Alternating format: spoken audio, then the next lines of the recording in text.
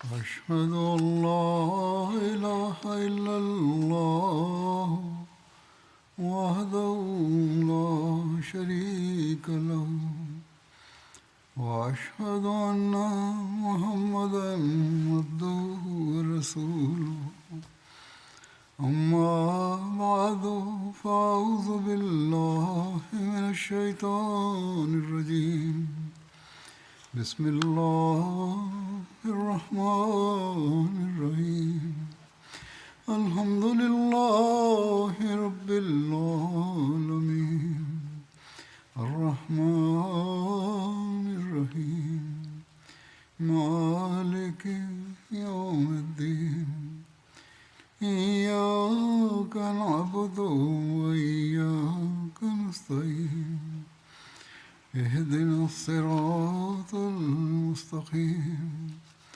صراط الذين أنعمت عليهم غير المغضوب عليهم ولا الضالين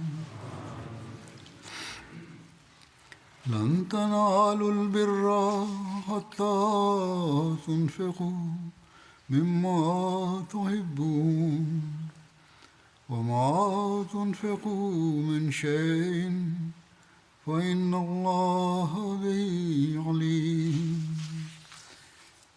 இந்த வசனத்தின் பொருள், நீங்கள் விரும்புகின்றவற்றிலிருந்து இறைவழியில் செலவு செய்யாதவரை உங்களால் ஒருபோதும் முழுமையான நன்மையை பெற முடியாது.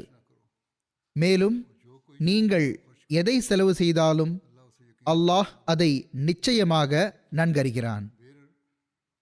உயர் வகையான நன்மை, முழுமையான நன்மை பிர் என்று கூறப்படுகிறது. அல்லாஹ் திருக்குர்ஆனில் இது குறித்து இவ்வாறு கூறுகிறான்: நீங்கள் உங்களுக்கு பிடித்தமான பொருள்களை அல்லாஹின் திருப்தியை பெறுவதற்காக செலவு செய்யாத வரை, அவற்றை அல்லாஹின் விருப்பத்திற்காக செலவு செய்யாத வரை உங்களால் முழுமையான நன்மையை பெற முடியாது. எனவே அல்லாஹின் விருப்பத்தை தேடிக்கொண்டிருக்கும் உண்மையான நம்பிக்கையாளர் ஒருவர் தன்னை இறைவனுக்கு அருகில் கொண்டு வரக்கூடிய நன்மைகளின் அந்த தரத்தை பெறுவதற்கு முயற்சி செய்கிறார், செய்யவும் வேண்டும். திருக்குர்ஆனில் அல்லாஹின் நெருக்கத்தை பெறுவதற்கு பல இடங்களில் பலவிதமாக வலியுறுத்தி கூறப்பட்டுள்ளது. பல்வேறு நன்மைகள் பற்றி கூறப்பட்டுள்ளது. அல்லாஹின் வழியில் பொருளை செலவு செய்வதையும் ஒரு நன்மையாக கூறப்பட்டுள்ளது. இந்த வசனத்திலும் இறைவழியில் செலவு செய்வது மிக பெரும் நன்மையாக கூறப்பட்டுள்ளது. மேலும் கூறுகிறான், எந்த செல்வத்தை அல்லது எந்த பொருளை நீங்கள் நேசிக்கின்றீர்களோ அதை நீங்கள் இறைவழியில் செலவு செய்வீர்களாயின் இது பெரிய நன்மையாக ஆகும். ஐயமின்றி அல்லாஹ் அவனது விருப்பத்தை பெறுவதற்காக செய்யப்பட்ட எல்லா நன்மைகளுக்கும் வெகுமதி வழங்குகின்றான் தான். ஆனால் மனிதனுக்கு செல்வத்தின் மீது அன்பு இருப்பதனால் அதன் பக்கமும் சிறப்பு கவனமூட்டப்பட்டுள்ளது. எனவே ஈமான், உண்மையான நன்மை மற்றும் தியாகத்தின் உயர் தரத்துக்கான ஒரு தரமாக அல்லாஹ் நீங்கள் விரும்புவதை தியாகம் செய்வதை நிர்ணயித்துள்ளான். இது குறித்து அவன் இவ்வாறு கூறியுள்ளான்: அதன் மீதான அந்த அன்பு இல்லாமல் நீங்கள் விரும்புவதை அல்லாஹின் வழியில் கொடுத்து விடுவதுதான், அல்லாஹின் விருப்பத்தை பெறுவதற்காக அதை தியாகம் செய்து விடுவதுதான் உண்மையான நன்மையாகும். ஹஜ்ரத் வாக்களிக்கப்பட்ட மசி அலைஹிஸ்ஸலாம் அவர்கள் இது குறித்து பல இடங்களில் விளக்கி கூறியுள்ளார்கள். எனவே அன்னார் ஒரு இடத்தில் கூறுகிறார்கள், செல்வத்தின் மீது அன்பு இருக்கக்கூடாது. இன்றைய காலத்திலோ இது மிகவும் சிரமமான பணியாகும். அன்னார் கூறுகிறார்கள், செல்வத்தின் மீது அன்பு இருக்கக்கூடாது. இறைவன் கூறுகிறான், லன் தனாலுல் பிர்ர ஹத்தா துன்ஃபிகு மிம்மா துஹிப்பூன். அதாவது நீங்கள் விரும்புகின்றவற்றிலிருந்து அல்லாஹின் வழியில் செலவு செய்யாதவரை உங்களால் ஒருபோதும் நன்மையை பெற முடியாது. ஹஜ்ரத் ரசூலுல்லாஹ் ஸல்லல்லாஹு அலைஹி வஸல்லம் அவர்களின் காலத்தோடு இன்றைய நாள்களின் நிலைமைகளை ஒப்பிட்டால் இந்த காலத்தின் நிலைமைகள் மீது பரிதாபம் ஏற்படுகிறது. ஏனென்றால் உயிரை விட பிடித்தமானது எதுவும் இல்லை. மேலும் அந்த காலத்தில் ஹதரத் ரசூலுல்லாஹ் ஸல்லல்லாஹு அலைஹி வஸல்லம் அவர்களின் காலத்தில் அல்லாஹின் வழியில் உயிரைத்தான் கொடுக்க வேண்டி வந்தது. நார் கூறுகிறார்கள், உங்களைப் போன்று அவர்களுக்கும் மனைவி மக்கள் இருந்தார்கள். உயிர் எல்லாருக்கும் பிடித்தமானதாக உள்ளது. ஆனால் அவர்கள் எப்பொழுது வாய்ப்பு கிடைத்தால் அல்லாஹின் வழியில் உயிரை அர்ப்பணித்துவிட வேண்டும் என்ற ஆவலில் இருந்து வந்தார்கள். பிறகு அன்னார் கூறினார்கள், பயனற்ற வீணான பொருள்களை செலவு செய்வதால் ஒரு மனிதன் நன்மை செய்வதாக வாதிக்க முடியாது. நன்மையின் வாசல் குறுகலானதாக உள்ளது. நன்றாக நினைவில் நிறுத்திக் கொள்ளுங்கள், வீணான பொருள்களை செலவு செய்வதால் எவரும் அதில் நுழைய முடியாது. ஏனென்றால் திருக்குர்ஆனில் தெளிவாக இவ்வாறு உள்ளது, லன் தனாலுல் பிர்ர ஹத்தா துன்ஃபிகு மிம்மா துஹிப்பூன். பொருள், விருப்பத்திலும் விருப்பமான, நேசத்திலும் நேசமான பொருளை செலவு செய்யாதவரை இறைவனுக்கு விருப்பமானவர், பிடித்தமானவர் என்ற தரத்தை பெற முடியாது. துன்பத்தை சகித்துக்கொள்ள விரும்பவில்லை என்றால், உண்மையான நன்மையினை மேற்கொள்ள விரும்பவில்லை என்றால் எவ்வாறு வெற்றி பெற முடியும், நோக்கத்தை அடைய முடியும்? சஹாபா பெருமக்களுக்கு கிடைத்த அந்த தரத்தை அவர்கள் இலவசமாக அடைந்து விட்டார்களா? உலக பட்டங்களை பெறுவதற்காக எவ்வளவு செலவுகளையும் துன்பங்களையும் சகித்துக் கொள்ள வேண்டி வருகிறது. பிறகுதான் ஒரு சாதாரண பட்டம் கிடைக்கிறது. அதன் மூலம் மனநிறைவும் மன நிம்மதியும் கூட கிடைக்க முடியாது. பிறகு சிந்தித்து பாருங்கள், உள்ளத்துக்கு திருப்தி அளிக்கக்கூடிய, இதயத்துக்கு நிம்மதி அளிக்கக்கூடிய மற்றும் கருணையுள்ள எஜமானனின் திருப்திக்கு அடையாளமான ரலியல்லாஹு அன்ஹும் என்ற பட்டம் வெறுமனே எளிமையாக கிடைத்துவிட்டதா? அன்னார் கூறுகிறார்கள், விஷயம் என்னவென்றால், தற்காலிக சிரமங்கள் பொறுத்து கொள்ளப்படாதவரை உண்மையான மகிழ்ச்சிக்கு காரணமாக இருக்கின்ற இறை திருப்தி கிடைக்க முடியாது. இறைவனை ஏமாற்ற முடியாது. இறை விருப்பத்தை பெறுவதற்காக சிரமங்களை பற்றி கவலைப்படாதவர்கள் நட்பேறு பெற்றவர்களாவார்கள். ஏனென்றால் நிரந்தர மகிழ்ச்சியும் நிரந்தர நிம்மதியின் ஒளியும் இந்த தற்காலிக சிரமத்திற்கு பிறகுதான் நம்பிக்கையாளருக்கு கிடைக்கிறது. பிறகு அன்னார் கூறுகிறார்கள், உலகத்தில் மனிதன் செல்வத்தை மிக அதிகமாக நேசிக்கிறான். இதனாலேயே கனவுகளுக்கு விளக்கமளிக்கும் நூலில் இவ்வாறு எழுதப்பட்டுள்ளது, ஒருவர் கனவில் கல்லீரலை எடுத்து யாருக்காவது கொடுப்பது போன்று பார்த்தால் அதன் பொருள் செல்வமாகும். இதன் காரணமாகவே உண்மையான இறையச்சம் மற்றும் ஈமானை பெறுவதற்காக இவ்வாறு கூறியுள்ளான், லன் தனாலுல் பிர்ர ஹத்தா துன்ஃபிகு மிம்மா துஹிப்பூன். நீங்கள் மிகவும் விருப்பமான பொருளை செலவு செய்யாதவரை உங்களால் உண்மையான நன்மையை ஒருபோதும் பெற முடியாது. ஏனெனில் இறைவனின் படைப்பினத்துடன் அனுதாபத்துடனும் நல்ல முறையில் நடந்து கொள்வதன் ஒரு பெரும் பங்கு செல்வத்தை செலவு செய்வதற்கான தேவையை கூறுகிறது.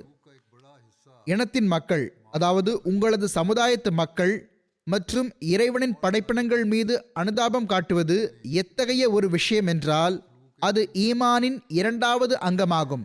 அதுவன்றி ஈமான் முழுமையடைவதும் இல்லை, உறுதியாவதும் இல்லை. மனிதன் அர்ப்பணித்திடாதவரை மற்றவர்களுக்கு எப்படி பலன் சேர்க்க முடியும்? பலனை எட்ட வைப்பதற்கோ தியாகம் செய்ய வேண்டி வருகிறது. மற்றவர்களுக்கு பலன் சேர்ப்பதற்கும் அனுதாபம் காட்டுவதற்கும் அர்ப்பணம் அவசியமான விஷயமாகும். இந்த வசனத்தில் லன் தனாலுல் பிர்ர ஹத்தா துன்ஃபிகு மிம்மா துஹிப்பூன் என்ற வசனத்தில் இந்த அர்ப்பணத்திற்கான போதனை மற்றும் நேர்வழி வழங்கப்பட்டுள்ளது. எனவே பொருளை அல்லாஹின் வழியில் செலவு செய்வதும் மனிதனின் நட்பேறு, இறையச்சத்தின் தரம் மற்றும் அளவுகோலாகும். அன்னார் கூறினார்கள், ஹதரத் அபு பக்ர் ரலியல்லாஹு அன்ஹு அவர்களின் வாழ்வில் இறைவனுக்காகவே அர்ப்பணிப்பதற்கான தரமும் அளவுகோலும் எதுவாக இருந்ததென்றால், ஹதரத் ரசூலுல்லாஹ் ஸல்லல்லாஹு அலைஹி வஸல்லம் அவர்கள் ஒரு தேவையை எடுத்துரைத்தார்கள். அவர்கள் வீட்டின் மொத்த மூலதனத்தையும் எடுத்து கொண்டு வந்து விட்டார்கள். வீட்டின் பொருள்கள் அனைத்தையும் எடுத்து கொண்டு வந்து விட்டார்கள். பிறகு ஹதரத் வாக்களிக்கப்பட்ட மஸீஹ் அலைஹிஸ்ஸலாம் அவர்கள் அறிவுரை வழங்கியவாறு இவ்வாறு கூறினார்கள், செல்வத்தை நேசிக்காதீர்கள். அல்லாஹ் கூறுகிறான், லன் தனாலுல் பிர்ர ஹத்தா துன்ஃபிகு மிம்மா துஹிப்பூன். அதாவது நீங்கள் உங்களுக்கு மிகவும் பிடித்தமான பொருளை செலவு செய்யாத வரை உங்களால் பிர் வரை சென்றடைய முடியாது. அந்த உண்மையான நன்மையை, முழுமையான நன்மை வரை சென்றடைய முடியாது. நான் முதலில் கூறியது போன்று உயர் வகையான நன்மை, முழுமையான நன்மை பிர் என்று அழைக்கப்படுகிறது. எனவே இதுதான் அந்த ரகசியமாகும். இதை இன்று அஹ்மதியா ஜமாத் மக்கள் சரியான முறையில் புரிந்துள்ளார்கள். மேலும் ஹஜ்ரத் வாக்களிக்கப்பட்ட மசி அலைஹிஸ்ஸலாம் அவர்களின் தர்பியத்தின் தாக்கத்தினாலேயே இன்று வரை இந்த தியாகங்களுக்கான தரத்தை நாம் பார்த்து கொண்டே செல்கிறோம். சஹாபா பெருமக்கள் நிலைநாட்டிய அந்த தரம் பிறகு அவற்றை ஹஜ்ரத் வாக்களிக்கப்பட்ட மசி அலி இஸ்லாம் அவர்களின் காலத்தில் அன்னாருக்கு அருகில் இருந்தவர்கள் அன்னாருடைய சஹாபா பெருமக்கள் நிலைநாட்டினார்கள். அதற்கு பிறகு ஹிலாஃபத்தின் காலகட்டத்தில் ஒவ்வொரு காலத்திலும் நாம் இந்த தியாகங்களை பார்த்து வருகிறோம். இன்று வரை இதே தியாகங்கள் நமக்கு தென்படுகின்றன. ஹதரத் ரசூலுல்லாஹ் ஸல்லல்லாஹு அலைஹி வஸல்லம் அவர்கள் பொருள் தியாகத்தை மிகவும் அதிகமாக வலியுறுத்தியுள்ளார்கள். மேலும் இந்த விஷயத்தை அன்னாருடைய சஹாபா பெருமக்கள் புரிந்தார்கள். மேலும் இதன்படி நன்றாக அமல் செய்தார்கள். ஓர் அறிவிப்பில் வருகிறது, ஹதரத் இப்னு மஸ்ஊத் ரலியல்லாஹு அன்ஹு அவர்கள் அறிவிக்கிறார்கள், ஹதரத் ரசூலுல்லாஹ் ஸல்லல்லாஹு அலைஹி வஸல்லம் அவர்கள் கூறினார்கள், இருவரை தவிர வேறு யாரையும் பொறாமையாக பார்க்கக்கூடாது. ஒருவர் அல்லாஹ் தனக்கு செல்வத்தை வழங்கியிருக்க அதை அவன் வழியில் செலவு செய்துவிடும் மனிதராவார். இரண்டாமவர் அல்லாஹ் தனக்கு புரிதலையும் அறிவுடைமையையும் மதிநுட்பத்தையும் வழங்கியிருக்க அதை வைத்து மக்களுக்கு தீர்ப்பு வழங்கக்கூடிய அவர்களுக்கு கற்பிக்கக்கூடிய மனிதராவார். எனவே இந்த தரத்தை தான் ஹதரத் ரசூலுல்லாஹ் ஸல்லல்லாஹு அலைஹி வஸல்லம் அவர்கள் தம் சஹாபாவிடம் உருவாக்குவதற்காக அறிவுரை கூறினார்கள். மேலும் இது உருவானது. ஒரு அறிவிப்பில் வருகிறது, அதை ஹஜரத் அபு மஸ்ஊத் அன்சாரி ரலியல்லாஹு அன்ஹு அவர்கள் அறிவிக்கிறார்கள், ஹஜரத் ரசூலுல்லாஹ் ஸல்லல்லாஹு அலைஹி வஸல்லம் அவர்கள் சதக்கா வழங்குமாறு வழிகாட்டும் போது எங்களில் ஒருவர் சந்தைக்கு செல்வார். அங்கு கடுமையாக உழைத்து ஊழியம் செய்வார். அதில் ஊதியமாக ஒரு முத் அளவு தானியங்கள் ஏதும் கிடைக்கும். இந்த முத் என்பதும் சில கிலோவுக்கு நிகரான ஒரு அளவுகளாகும். எது கிடைத்தாலும் அவர் அதை சதக்காவாக வழங்கிவிடுவார். நாம் அதில் ஹஜரத் ரசூலுல்லாஹ் ஸல்லல்லாஹு அலைஹி வஸல்லம் அவர்கள் அறிவித்த அந்த திட்டத்தில் பங்கு பெற வேண்டும், அதுவும் சம்பாதித்து பங்கு பெற வேண்டும் என்ற முயற்சி இருக்கும். யாரிடமிருந்தாவது கேட்டு வாங்கி பங்கு பெற வேண்டும் என்றல்ல, மாறாக கடினமாக உழைத்து சம்பாதித்து பங்கு பெற வேண்டும்.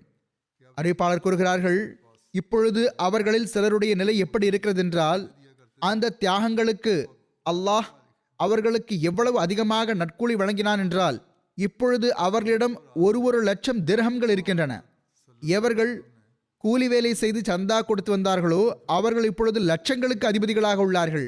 ஆக இதுதான் தியாகத்துக்கான அந்த பரக்கத்தாகும்.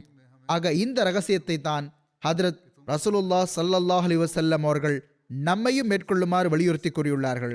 இந்த விஷயத்தை தான் அல்லாஹ் நமக்கு திருக்குர்ஆனில் இவ்வாறு அறிவுறுத்தியுள்ளான், நீங்கள் அல்லாஹ்வின் வழியில் செலவு செய்யுங்கள், மேலும் உங்களுக்கு பிடித்தமானவற்றிலிருந்து செலவு செய்யுங்கள். அறிவிப்பில் இதுவும் வருகிறது, ஹதரத் ரசூலுல்லாஹ் ஸல்லல்லாஹு அலைஹி வஸல்லம் அவர்கள் சில வேளை சந்தா வழங்குமாறு திட்டம் அறிவிப்பார்கள். அப்பொழுது சஹாபா பெருமக்கள் வீட்டில் என்ன இருக்கிறதோ அதை கொண்டு வருவார்கள். அங்கு பல்வேறு பொருள்கள் குவிந்துவிடும். ஆக ஜமாத்தின் தேவைக்கு சந்தா தேவைப்படுகிறது, செல்வம் தேவைப்படுகிறது, பொருள்கள் தேவைப்படுகின்றன. நபிமார்களின் ஜமாத் எப்பொழுதும் இதை புரிந்தது. மேலும் தத்தமது அளவில் அவர்களால் எந்த அளவுக்கு தியாகம் செய்ய முடிந்ததோ அதை அவர்கள் செய்தார்கள்.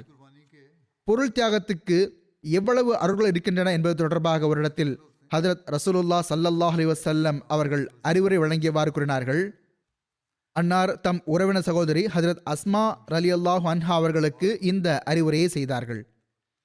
அல்லாஹின் வழியில் எண்ணி எண்ணி செலவு செய்யாதே, இல்லையென்றால் அல்லாஹும் உனக்கு எண்ணி எண்ணியே கொடுத்து வருவான்.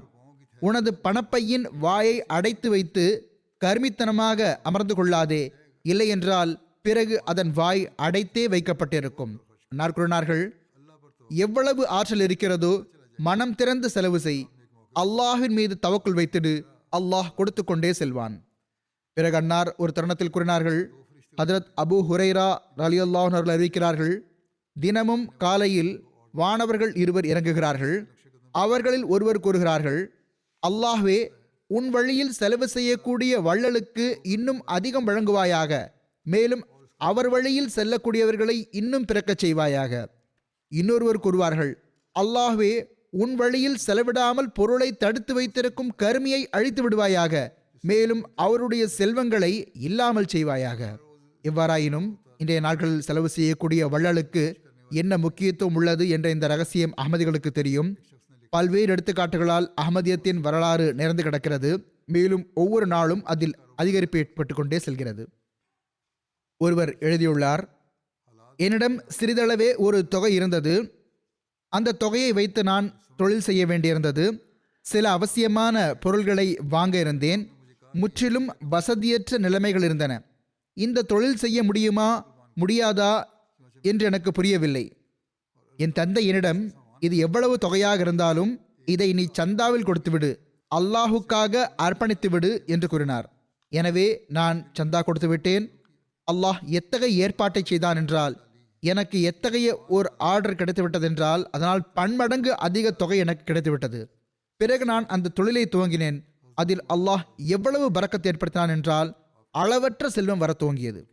ஆக இந்த அனுபவங்களை அல்லாஹ் தாலா இந்த காலத்திலும் ஹதரத் வாக்களிக்கப்பட்ட மசி அலைஹிஸ்ஸலாத்து வஸ்ஸலாம் அவர்களை ஏற்றுக்கொள்ளக்கூடியவர்களுக்கு, அன்னாருடைய ஊழியர்களுக்கு அவர்களுடைய ஈமான் அதிகரிப்பதற்கு காட்டிக்கொண்டே இருக்கிறான்.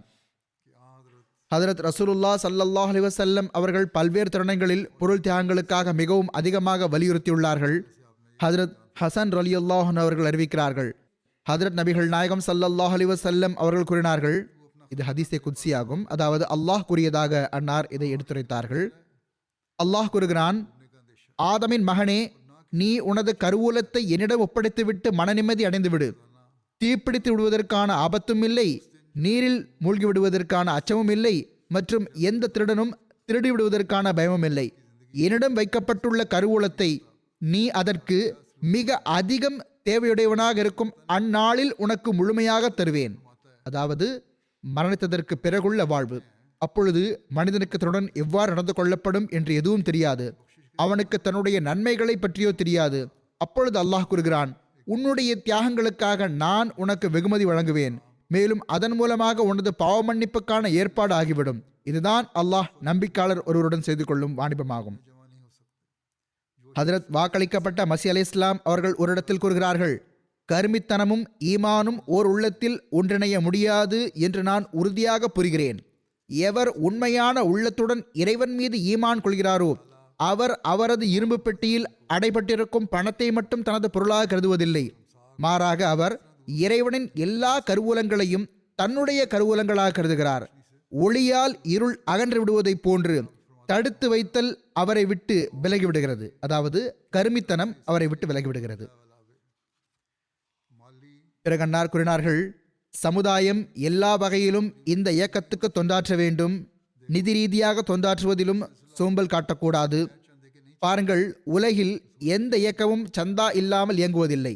ஹதரத் ரசூலுல்லாஹ் ஸல்லல்லாஹு அலைஹி வஸல்லம் அவர்கள், ஹசரத் மூசா அலைஹிஸ்ஸலாம் அவர்கள் மற்றும் ஹதரத் ஈசா அலைஹிஸ்ஸலாம் அவர்கள் ஆகிய எல்லா தூதர்களின் காலத்திலும் சந்தாக்கள் திரட்டப்பட்டன. எனவே நமது ஜமாத் மக்களும் இந்த விஷயத்தை கருத்தில் கொள்வது அவசியமாகும்.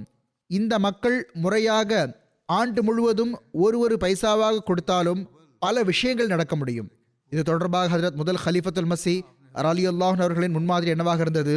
அவர்கள் ஹதரத் வாக்களிக்கப்பட்ட மசி அலைஹிஸ்ஸலாம் அவர்களின் திட்டத்துக்கு லப்பை கூறியவாறு இவ்வாறு அன்னார் மேற்கொண்ட பணியை நிறைவேற்றுவதற்காக தியாகம் செய்தார்கள் என்று பாருங்கள்.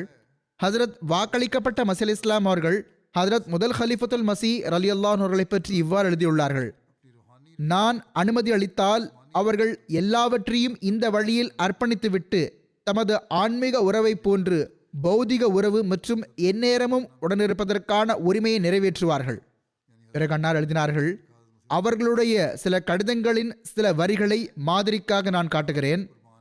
அவர்கள் எழுதினார்கள், அதாவது ஹதரத் முதல் ஹலீஃபத்துல் மசி ரலியல்லாஹு அன்ஹு அவர்கள் ஹதரத் வாக்களிக்கப்பட்ட மசி அலைஹிஸ்ஸலாம் அவர்களுக்கு இவ்வாறு எழுதினார்கள், நான் தங்களது வழியில் அர்ப்பணமாகின்றேன். என்னிடமுள்ள எதுவும் என்னுடையதல்ல, தங்களுடையதே. மதிப்பிற்குரிய தலைவர் அவர்களே, வழிகாட்டியே, என்னுடைய சொத்து செல்வங்கள் அனைத்தும் மார்க்கத்தை பரப்புவதற்காக செலவாகிவிட்டால் எனது வாழ்வின் குறிக்கோள் நிறைவேறிவிட்டது என்று நான் முழுவதும் நேர்மையாக பணிவுடன் கூறுகிறேன். பராஹினே அஹ்மதியா நூல் அச்சிடும் பணியில் இடைநிறுத்தம் ஏற்பட்டதனால் நூலை வாங்குபவர்கள் கவலை தந்துள்ளார்கள் என்றால், அதாவது வாங்குபவர்கள் குறைவு காரணமாகவோ அவர்கள் பணம் தராததன் காரணமாகவோ நூலை வெளியிடுவதில் எதுவும் தடை வருகிறது என்றால், இந்த அற்பமான தொண்டாற்றுவதற்கு எனக்கு அனுமதி தாருங்கள். அதாவது அதன் முழு விலையையும் செலுத்திவிட்டு என்னிடமிருந்து திருப்பி அனுப்பிவிடுகிறேன். மேலும் வரும் வரவையும் திருப்பி அனுப்பிவிடுகிறேன். மேலும் மிகவும் வேதனையுடன் அன்னார் இவ்வாறு கூறினார்கள், இது எனது நட்பேராகும். மாறாக அன்னார் கூறினார்கள், எனது நாட்டமாகும். ஹதரத் வாக்களிக்கப்பட்ட மஸீஹ் அலைஹிஸ்ஸலாம் அவர்களிடம் இதை பணிவுடன் இவ்வாறு கூறினார்கள்: பராஹீனை அச்சிடுவதற்கான முழு செலவும் என் மீது சுமத்தப்பட வேண்டும் என்பது எனது நாட்டமாகும். இதுதான் ஹதரத் முதல் ஹலீஃபத்துல் மஸீஹ் ரலியல்லாஹு அவர்களின் தியாகத்தின் தரமாக இருந்தது. ஹதரத் இரண்டாவது ஹலீஃபத்துல் மஸீஹ் ரலியல்லாஹு அவர்கள் வஃப் ஜதீத் மற்றும் தஹ்ரீக் ஜதீதுக்கான திட்டம் அறிவித்த போது எண்ணற்ற மக்கள், ஏழை மக்கள் சிறிது சிறிதான தொகையை கொண்டு வந்து சந்தாவில் கொடுக்க துவங்கினார்கள். ஒருவர் கோழியை கொண்டு வந்தார் என்றால் ஒருவர் கோழி முட்டையை கொண்டு வந்தார். மேலும் எங்களிடம் என்ன இருந்ததோ அதை நாங்கள் சமர்ப்பித்து விட்டோம் என்று கூறினார்கள். அந்த காலத்திலும் ஏழைகளின் உதாரணங்களை ஹதரத் இரண்டாவது ஹலீஃபத்துல் மஸீஹ் ரலியல்லாஹு அவர்கள் முன்வைத்து வந்தார்கள். பழைய சான்றோர் சிலருடைய உதாரணங்களையும் முன்வைத்து வந்தார்கள். இது தொடர்பாகவே அன்னார் ஹசரத் டாக்டர் ஹலீஃபா ரஷீதுத்தீன் சாஹிப் அவர்களின் உதாரணத்தையும் முன்வைத்தார்கள். அவர்கள் ஹதரத் இரண்டாவது ஹலீஃபத்துல் மஸீஹ் ரலியல்லாஹு அவர்களின் முதல் துணைவியார் ஹதரத் உம்மு நாசிர் ரலியல்லாஹு அன்ஹா அவர்களின் தந்தையார் ஆவார்கள். இவ்வாறே இவர்கள் ஹதரத் மூன்றாவது ஹலீஃபத்துல் மஸீஹ் ரஹிமஹுல்லா அவர்களின் தாய்வழி பாட்டனாரும் ஆவார்கள். ஹதரத் முஸ்லிம் மௌத் ரலியல்லாஹு அவர்கள் இவ்வாறு எழுதியுள்ளார்கள்: அவர்கள், அதாவது ஹசரத் டாக்டர் ஹலீஃபா ரஷீதுத்தீன் சாஹிப் அவர்கள், ஒரு நண்பரிடமிருந்து ஹதரத் வாக்களிக்கப்பட்ட மஸீஹ் அலைஹிஸ்ஸலாம் அவர்களின் வாதத்தை கேள்விப்பட்டிருந்தார்கள். அவர்கள் கேட்டதுமே கூறினார்கள்: இவ்வளவு பெரிய வாதம் புரியும் நபர் பொய்யராக இருக்க முடியாது. எனவே எனக்கு எந்த சான்றுகளின் தேவையே இல்லை. இந்த வாதமே எவ்வளவு பெரியதென்றால் எனக்கு வேறு எந்த சான்றையும் கேட்க வேண்டிய தேவையே இல்லை. அவர்கள் வாக்களிக்கப்பட்ட மஸீஹ் தான் என்று நான் ஏற்றுக்கொள்கிறேன். மேலும் இவர்கள் மிக விரைவாக ஹதரத் வாக்களிக்கப்பட்ட மஸீஹ் அலைஹிஸ்ஸலாத்து வஸ்ஸலாம் அவர்களிடம் பைஅத் செய்து விட்டார்கள். ஹதரத் வாக்களிக்கப்பட்ட மஸீஹ் அலைஹிஸ்ஸலாம் அவர்கள் இவர்களது பெயரை தம் 12 சஹாபாவில் ஒருவராக எழுதியுள்ளார்கள். மேலும் இவர்களது பொருள் தியாகங்கள் எந்த அளவுக்கு மிகுந்திருந்தன என்றால் ஹசரத் வாக்களிக்கப்பட்ட மஸீஹ் அலைஹிஸ்ஸலாத்து வஸ்ஸலாம் அவர்கள் இவர்களுக்கு, நீங்கள் இயக்கத்திற்காக எந்த அளவு பொருள் தியாகம் செய்துள்ளீர்கள் என்றால் இனி நீங்கள் தியாகம் செய்ய வேண்டிய தேவையே இல்லை என்று எழுத்துப்பூர்வமான சான்றளித்தார்கள். ஆனால் இவர்கள் தியாகங்களோ செய்து வந்தார்கள் தான். ஆனால் ஹதரத் வாக்களிக்கப்பட்ட மஸீஹ் இஸ்லாம் அவர்கள் இவ்வாறு மகிழ்ச்சியை வெளிப்படுத்தினார்கள். ஹதரத் முஸ்லிம் மௌத் ரலியல்லாஹு அவர்கள் எழுதுகிறார்கள்: ஹதரத் வாக்களிக்கப்பட்ட மஸீஹ் இஸ்லாம் அவர்களின் அந்த காலம் எனக்கு நினைவிருக்கிறது. அப்போது குர்தாஸ்பூரில் அன்னார் மீது வழக்கு நடந்து கொண்டிருந்தது. அதில் அன்னாருக்கு பணம் தேவைப்பட்டது. அப்போது ஹுசூர் அலைஹிஸ்ஸலாம் அவர்கள் தம் தோழர்களுக்கு இவ்வாறு எழுதி அனுப்பினார்கள்: செலவுகள் அதிகரிக்கின்றன. லங்கர்கானா 2 இடங்களில் செயல்படுகிறது, ஒன்று காதியானில், இன்னொன்று இங்கு குர்தாஸ்பூரில். ஹதரத் வாக்களிக்கப்பட்ட மஸீஹ் இஸ்லாம் அவர்கள் இருந்ததன் காரணமாக அங்கும் மக்கள் வந்து கொண்டிருந்தார்கள். அவர்களுக்கு உணவும் வழங்கப்பட்டு வந்தது. அன்னார் கூறினார்கள்: இது போக வழக்கிலும் செலவாகிறது. எனவே தோழர்கள் பொருளுதவியின் பால் கவனம் செலுத்தவும், அதாவது செலவுகளுக்காக சந்தா கொடுங்கள் என்று கூறினார்கள். ஹுசூர் அலைஹிஸ்ஸலாம் அவர்களின் அறிவிப்பு டாக்டர் சாஹிப் அவர்களை அடைந்த போது தற்செயலாக அன்றைய நாளே அவர்களுடைய சம்பளம் ஏறத்தாழ 450 ரூபாய் கிடைத்தது. அது அந்த காலத்தில் மிக பெரும் தொகையாக இருந்தது. அந்த சம்பளம் முழுவதும் அப்பொழுதே ஹதரத் வாக்களிக்கப்பட்ட மஸீஹ் இஸ்லாம் அவர்களின் மேலான அவைக்கு அனுப்பி வைக்கப்பட்டது. நண்பர் ஒருவர் டாக்டர் சாஹிப் அவர்களிடம், நீங்கள் வீட்டு தேவைக்காக கொஞ்சம் வைத்துக் கொள்ளலாமே என்று கேட்டார். அதற்கு டாக்டர் சாஹிப் அவர்கள், இறைவனுடைய மஸீஹ் மார்க்கத்திற்காக தேவை இருக்கிறது என்று எழுதுகின்றார், பிறகு வேறு யாருக்காக என்னால் வைக்க முடியும் என்று கூறினார்கள்.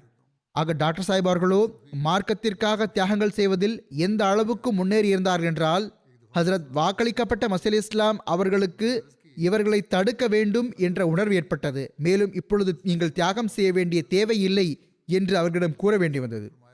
ஆக இந்த முன்மாதிரிகளைத்தான் முந்தைய சஹாபா நிலைநாட்டினார்கள். மேலும் ஹதரத் வாக்களிக்கப்பட்ட மஸீஹ் இஸ்லாம் அவர்களின் சஹாபா நிலைநாட்டினார்கள். பிறகு ஒவ்வொரு ஹிலாஃபத் காலகட்டத்திலும் இந்த முன்மாதிரிகள் தென்படுகின்றன. ஹதரத் வாக்களிக்கப்பட்ட மஸீஹ் இஸ்லாம் அவர்களின் காலத்தின் இன்னும் ஓரிரு நிகழ்வுகளை எடுத்து கூறிவிடுகிறேன். காதியானுக்கு இடம்பெயர்ந்து வந்த ஹசரத் சூஃபி நபி பக்ஷ் சாஹிப் கூறுகிறார்கள், ஒருமுறை நான் ஆண்டு மாநாட்டுக்கு வந்தேன். அப்பொழுது நான் முற்றிலும் தனிமையில் ஹதரத் வாக்களிக்கப்பட்ட மஸீஹ் இஸ்லாம் அவர்களிடம் சிலவற்றை பணிவுடன் கூற விரும்புகிறேன் என்று கேட்டுக்கொண்டேன். ஹதரத் வாக்களிக்கப்பட்ட மஸீஹ் இஸ்லாம் அவர்கள் உள்ளே வாருங்கள் என்று கூறினார்கள். அவர்கள் கூறுகிறார்கள், தற்செயலாக அந்த சாளரம் திறந்திருந்தது. இந்த கதவு வழியாக உள்ளே நுழைந்தார்களோ அது திறந்திருந்தது. என்னுடன் இன்னும் யாரோ மக்களும் உள்ளே வந்து விட்டார்கள். அப்பொழுது நான், என் தந்தையார் நாங்கள் மகனுக்கு நல்ல உயர்கல்வி வழங்கினோம். அவர் வேலைக்கு போக துவங்கியதிலிருந்து எங்களுக்கு எந்த தொண்டும் ஆற்றுவதில்லை என கூறுகிறார் என்று பணிவுடன் கூறினேன். நான் மகனுக்கு இவ்வளவு உயர்கல்வி வழங்கியுள்ளேன், எங்களுக்கு தொண்டு எதுவும் செய்வதில்லை, பொருளுதவி செய்ய வேண்டும் செய்வதில்லை என்பது தந்தையாரின் முறையீடாகும். மனைவி கூறுகிறார், நல்ல அகமதியாக இருக்கிறாரே, என்னிடம் என்ன நகைகள் இருந்தனவோ அவையும் விற்று போய்விட்டன, எல்லாவற்றையும் போய் சந்தாவில் கொடுத்து விடுகிறார். வீட்டை நடத்துவதற்கு இவர்களுக்கு நகைகளை விற்க வேண்டி வந்தது போல, அல்லது தேவையின் போது நகைகளை விற்க வேண்டிய விஷயம் வந்துவிட்டது போலும் இந்த விஷயத்தில் மனைவிக்கு முறையீடு இருந்தது. அவர் கூறினார், தந்தையும் முறையிடுகிறார், மனைவியும் முறையிடுகிறார். பிறகு ஹஜ்ரத் வாக்களிக்கப்பட்ட மசீஹ் இஸ்லாம் அவர்களின் மேலான அவையில் பணிவுடன் இவ்வாறு கேட்டுக்கொள்கிறார், இங்கு நான் பார்க்கிறேன், இப்பொழுது நான் காதியானுக்கு வந்துள்ளேன், இங்குள்ள காட்சிகளை பார்க்கிறேன். அதாவது இந்த இயக்கத்துக்கு தொண்டாற்றுவதற்காக தங்களுடைய சீடர்கள் ஆயிரக்கணக்கான ரூபாய்களை தியாகம் செய்து விடுகிறார்கள். நான் தங்களுக்கு தொண்டாற்றும் பொருட்டு அல்லாஹ் எனக்கு இரட்டிப்பு மும்மடங்கு சம்பளம் வழங்கிட தாங்கள் துவா செய்யுங்கள். இந்த முறையீடுகளை பற்றி எடுத்துரைத்தவாறு பிறகு அவர் கூறுகிறார், மக்களின் முன்மாதிரிகளை பார்க்கும்போது நான் இதைவிட அதிகமாக செய்துவிட வேண்டும் என்று உள்ளத்தில் ஆசை பிறக்கிறது. பிறகு அல்லாஹ் எத்தகைய ஏற்பாட்டை செய்துவிட்டான் என்றால், இவருக்கு வேறு நாட்டில் வேலை கிடைத்துவிட்டது, சம்பளமும் அதிகரித்து விட்டது, இவர் பொருளுதவியும் செய்தார், தம் வீட்டு மக்களுக்கும் உதவி செய்தார். அந்த மக்கள் நல்ல மக்கள். ஹதரத் வாக்களிக்கப்பட்ட மசீஹ் இஸ்லாம் அவர்களின் தூய ஆற்றலின் விளைவாக அந்த காலத்தில், அதாவது அதுவும் உலகவாத காலமாக இருந்தது, அங்கு உலகவாதம் மேலோங்கி இருந்தது, பிறகும் அவர்கள் தியாகங்கள் செய்து வந்தார்கள். இன்றும் இந்த முன்மாதிரிகள் நமக்கு காண கிடைக்கின்றன. இப்பொழுது உலகவாதம் இந்த காலத்தில் அதிகரித்து மேலோங்கியுள்ளது. பிறகு இறைவழியில் செலவு செய்து வருகிறார்கள். ஏழை மனிதர்கள் சிலர் எவ்வாறு தியாகங்கள் செய்து வந்தார்கள் இன்றும் நமக்கு தென்படுகிறார்கள். ஆப்பிரிக்காவின் மக்கள் சிலர் தங்களுடைய நிகழ்வுகளை அனுப்புகிறார்கள். ஆனால் நான் முதலில் ஹதரத் வாக்களிக்கப்பட்ட மசீஹ் இஸ்லாம் அவர்களின் காலத்தின் ஏழை மக்களின் முன்மாதிரியை எடுத்து வைத்து விடுகிறேன். ஹதரத் காசி கமருத்தீன் சாஹிப் ரலிலான் அவர்கள் சாயின் தீமாஷா அவர்கள் தொடர்பாக ஒன்றை எடுத்துக் கூறுகிறார்கள், நிகழ்வை எடுத்துக் கூறுகிறார்கள். இவர்கள் கூறுகிறார்கள், நானும் சாயின் சாஹிப் அவர்களிடம் நீங்கள் காதியானுக்கு செல்வதற்கு குறிப்பான காரணம் ஏதும் இருக்கிறதா என்று எப்பொழுதாவது கேட்டு வந்தேன். அவர்கள் மிகவும் அதிகமாக காதியானுக்கு சென்று வந்தார்கள். ஏனெனில் எங்கு இவர்களது கிராமம் இருந்ததோ அந்த பக்கமாக சாயின் சாஹிப் கடந்து சென்று வந்தார்கள். காசி சாஹிப் அவர்களின் கிராமத்தை கடந்து சென்று வந்தார்கள். மேலும் இரவை அங்கேயே கழித்து வந்தார்கள். இவர்கள் கூறுகிறார்கள், சாயின் தீமாஷா நாரோவாலை சேர்ந்தவர் ஆவார்கள். அவர்கள் நடைபயணம் மேற்கொண்டு காதியானுக்கு சென்று வந்தார்கள். அவர்கள் கடந்து வந்த இது பல மைல்கள் பயணமாக இருந்தது. நாரோவாலிலிருந்து காதியான் வரை காசி சாஹிப் கூறுகிறார்கள், நடுவிலிருந்து சென்றாலும் ஷார்ட்கட் எடுத்து சென்றாலும் அப்பொழுதும் கூட கிட்டத்தட்ட 100 மைல் தொலைவு இருக்கும். அதை அவர்கள் நடந்து பயணம் மேற்கொண்டார்கள். ஆக இவர்கள் சாயின் சாஹிப் அவர்களிடம் காதியானுக்கு செல்வது ஏதாவது குறிப்பான காரணத்தினாலா, அல்லது சென்று ஹதரத் வாக்களிக்கப்பட்ட மசீஹ் இஸ்லாம் அவர்களை சந்திக்கிறேன் என்று சந்திப்பதற்கான ஆர்வத்தினால் மட்டும் செல்கிறீர்களா என்று கேட்டார்கள். ஆக சாயின் சாஹிப் கூறுகிறார்கள், நான் ஏழை மனிதனாவேன். ஒன்று ஹதரத் வாக்களிக்கப்பட்ட மசீஹ் இஸ்லாம் அவர்களை சந்திக்க வேண்டும் என்ற ஆர்வமாகும். இரண்டாவது, நான் ஏழையாவேன். மக்கள் கொடுப்பது போன்று, செல்வந்தர்கள் கொடுப்பது போன்று என்னால் ஆயிரக்கணக்கிலும் நூற்றுக்கணக்கிலும் சந்தா கொடுக்க முடியாது. எனவே விருந்தினர் இல்லங்களின் கயிற்று கட்டல்களை பின்னி கொடுப்பேன்.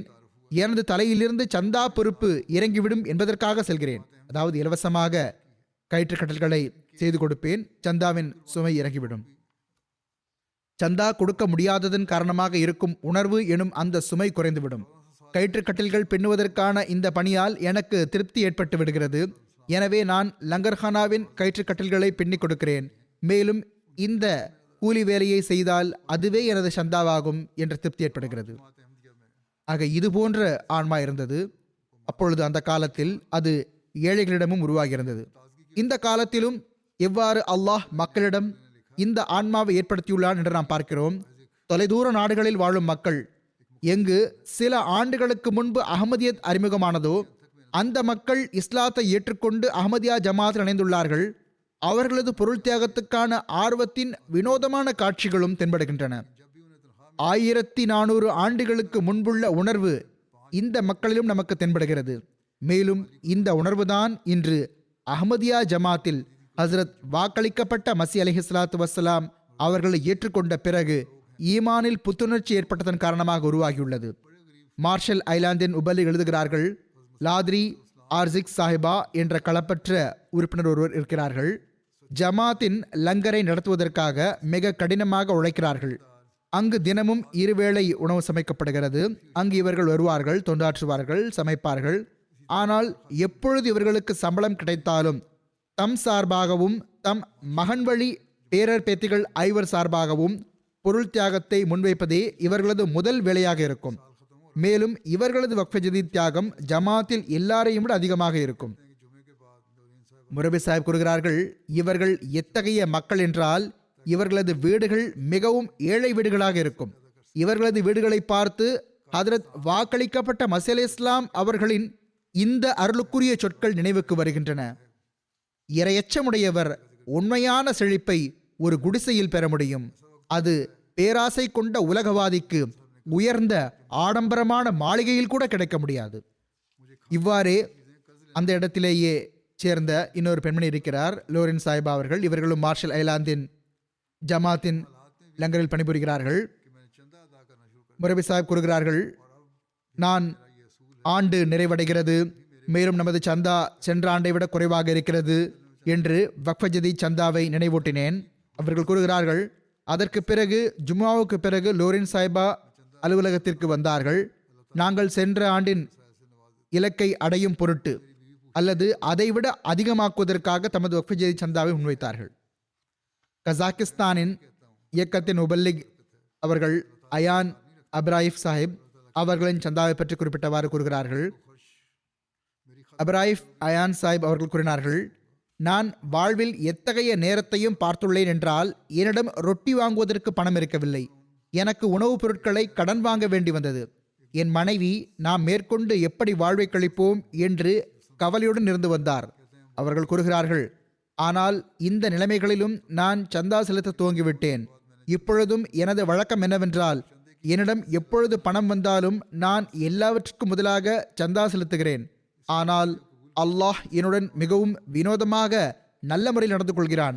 நான் எப்பொழுது சந்தா செலுத்தினாலும் அல்லாஹ் எனக்கு சிறந்த நிதி வழிவகைகளை வழங்கி விடுகின்றான். என் மனைவி சில வேளை இந்த பணம் எங்கிருந்து வந்தது என்று கேட்பார். அப்பொழுது நான் அவருக்கு இது அனைத்தும் சந்தாவின் பரக்கத் என்றே கூறுகிறேன். அல்லாஹு கடன் வைத்திருப்பதில்லை. மேலும் அல்லாஹ் கூறுகிறான், நீ எனக்காக பொருளை செலவு செய்யும் போது நான் உனக்கு வழங்குவேன், அதிகரித்து வழங்கிவிடுவேன். மேலும் அல்லாஹ் தனது இந்த வாக்குறுதியையே நிறைவேற்றுகிறான். கேம்ரூனின் ஒரு நகரமான மர்வாவுக்கு அருகில் ஒரு ஜமாத் உள்ளது. அங்கு முஹம்மது யூசின் சாஹிப் என்ற நண்பர் ஒருவர் இருக்கிறார்கள். அவர்கள் கூறுகிறார்கள், நான் மிகவும் ஏழையாக இருந்தேன். மக்களின் பண்ணையில் வேலை பார்த்து வந்தேன். ஆனால் அஹ்மதியான பிறகு நான் சந்தா கொடுக்க துவங்கினேன். மேலும் சந்தாவின் பரக்கத்தால் அல்லாஹ் எனது அந்த சந்தாவை ஏற்றுக்கொண்டது மட்டுமல்லாமல் அதையும் தாண்டி எந்த அளவுக்கு வழங்கினான் என்றால் எனக்கு சொந்த பண்ணை உருவாகிவிட்டது. அல்லாஹ் அதை ஏற்றுக்கொண்டான் என்ற இந்த விஷயம் எனக்கு திருப்தி அளிக்கிறது. ஏனென்றால் அல்லாஹ் எனக்கு அளவற்ற முறையில் வழங்கியுள்ளான். மேலும் என்னை பண்ணைக்கு உரிமையாளர் ஆக்கிவிட்டான். நான் கூலி வேலை பார்த்து வந்தது எங்கே? இப்பொழுது நான் எனது பண்ணைக்கு உரிமையாளராகிவிட்டது எங்கே? இங்கு நைஜர் என்ற ஒரு ஏழை ஜமாத் உள்ளது. அங்குள்ள உபலி எழுதுகிறார்கள், லாவலி சாஹிப் என்ற அஹ்மதி ஒருவர் இருக்கிறார்கள். அவர்கள் கூறுகிறார்கள், நான் டைகர் நட்ஸ் பயிரிட்டு வருகிறேன்.